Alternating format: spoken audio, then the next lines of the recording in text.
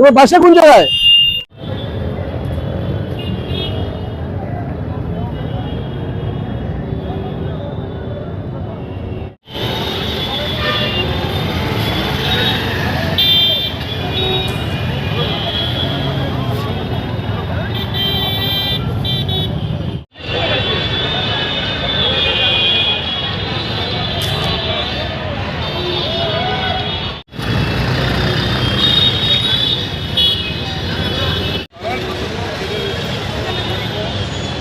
চলবো, বাকি গাড়িগুলো আউটসাইড মিউনিসিপ্যালিটি গাড়িগুলো বাইরে চলবো।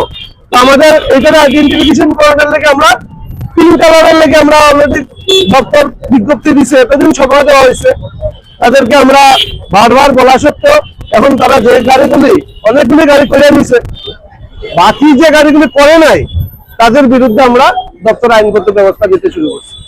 আপনার সময় দেওয়া হয়েছিল তাদের? হ্যাঁ, অনেকদিন সময় দেওয়া হয়েছে, পূজা ছিল, পূজার টাইমে দেখে অনেক মানবিক কারণে আমরা অনেকদিন অপেক্ষা করছি। এখন যে গাড়িগুলি অবৈধভাবে শহরের ভিতরে ঢুকতেছে সেই গাড়িগুলির ভিতরে আমরা চলতেছি।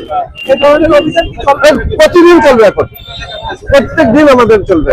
আমাদের উদ্দেশ্যটা হচ্ছে কি শহরটাকে যানজট মুক্ত রাখার লাগে, এটাই হচ্ছে মেইন উদ্দেশ্য।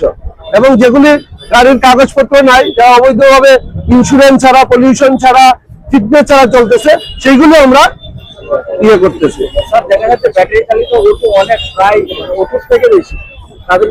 আসলে ব্যাপার হচ্ছে ওদের তো এজ পার মোটর ভেহিকলস অ্যাক্ট অনুসারে ওদের পারমিট লাগে না।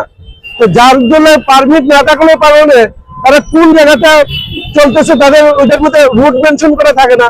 এখন যদি বিশাল বড় আছে সেও আইতেছে, যে আগরতলা আছে সেও আইতেছে, এখন আমরা তাদের ডেট অফ রেজিস্ট্রেশন দেখে আইডেন্টিফাই করতেছি এবং তার অ্যাড্রেসটা কোন জায়গাতে আছে সেগুলো দেখে আইডেন্টিফাই করে আমরা তাদের বিরুদ্ধে আমরা আইনগত ব্যবস্থা নিতে। তাদের কোনো পেনাল্টি হবে কি?